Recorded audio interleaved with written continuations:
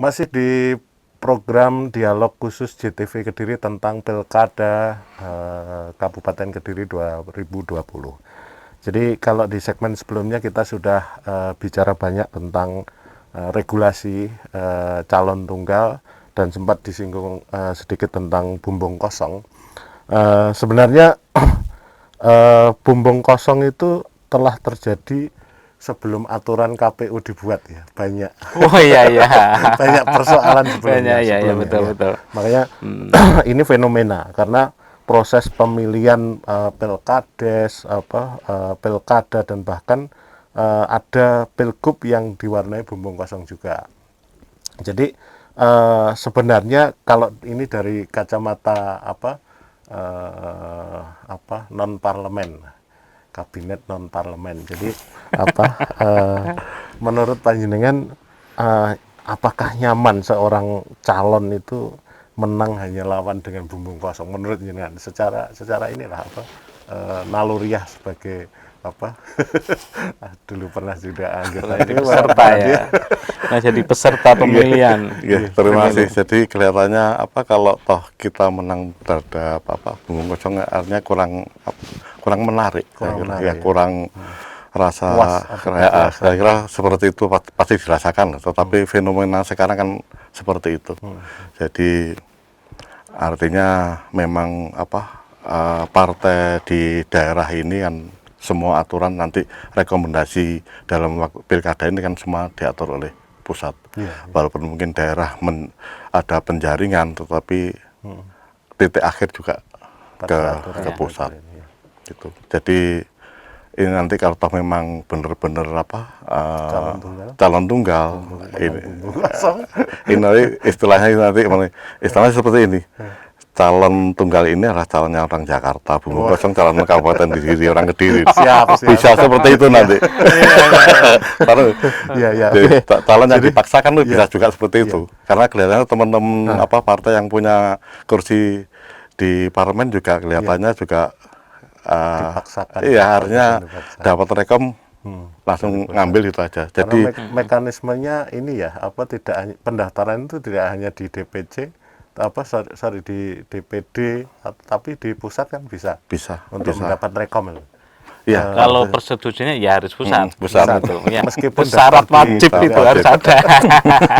Oke, jadi ini ada data Mas Anwar sama Pak Eri. Di Makassar itu ada fenomena calon tunggal kalah.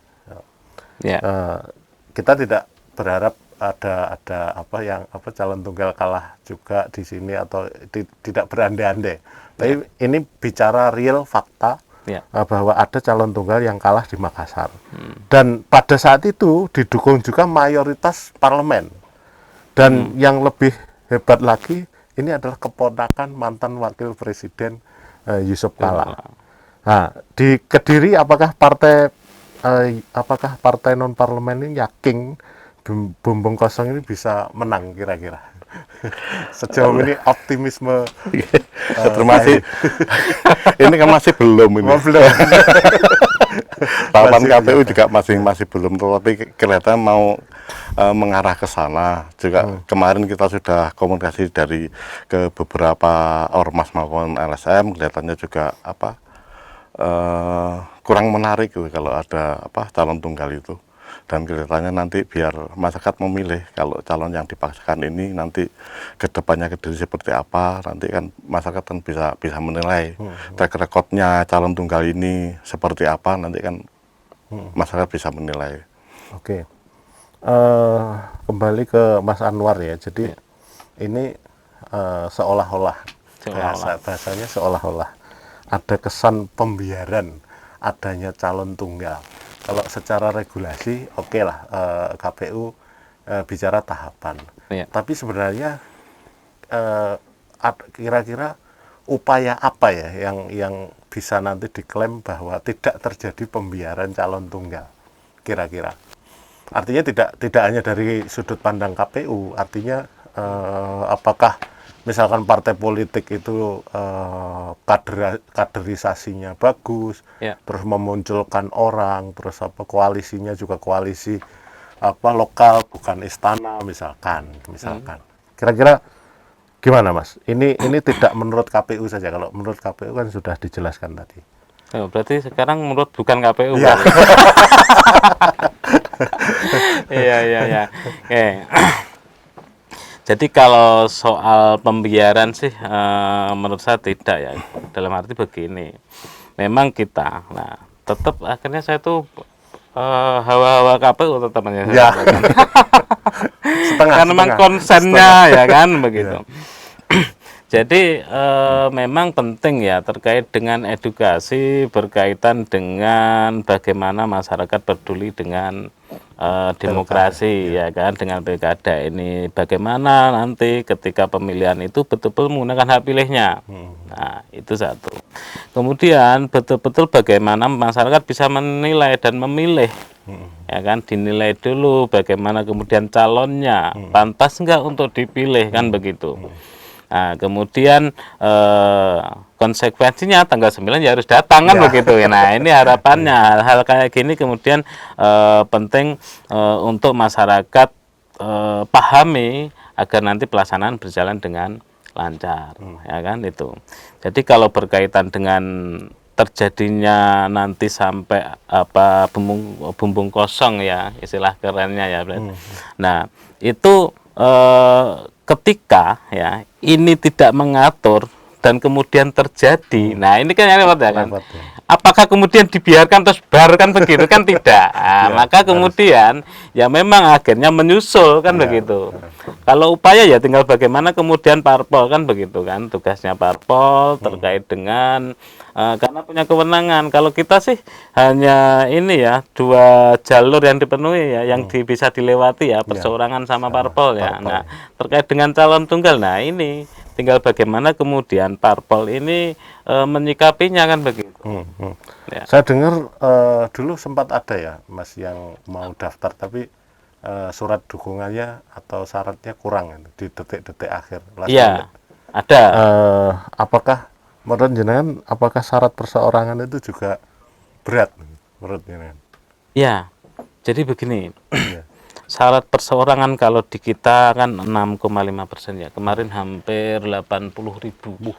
Nah, kemudian berat ketika ini tidak dilakukan persiapan yang matang. Ya kan? Karena butuh mengumpulkan, iya jauh-jauh hari harus dipersiapkan. Bukan ujuk-ujuk.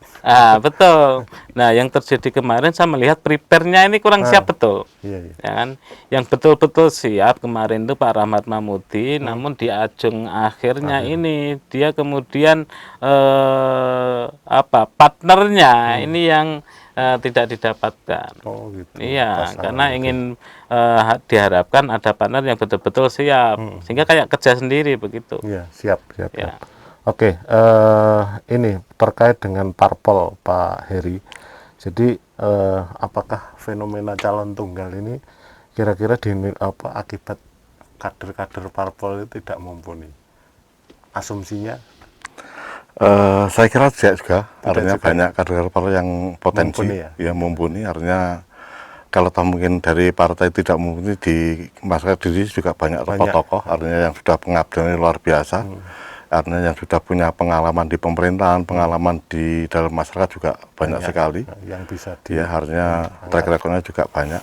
Lalu juga menyikapi tadi bahwasanya ada penundaan mungkin kalau calon tunggal itu nanti ya ini kan masih ada beberapa. Ini masih ada peluang. Masih ada beberapa partai politik yang belum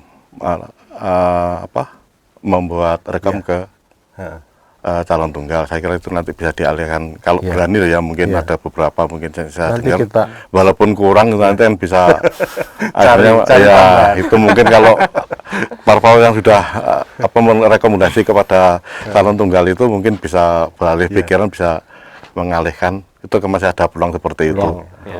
Kelihatannya masih. Tapi ya kita lihat saja nanti. Semoga saja melihat acara ini nanti berubah pikiran. Terima kasih, menarik sekali diskusi kita di segmen ini. Tapi kita harus jeda di iklan berikut ini. Tapi pemirsa JTV yang ada di mana saja, kalau ada pertanyaan atau saran monggo WA di nomor yang sudah ada di running text JTV Kediri. Dialog khusus JTV Kediri.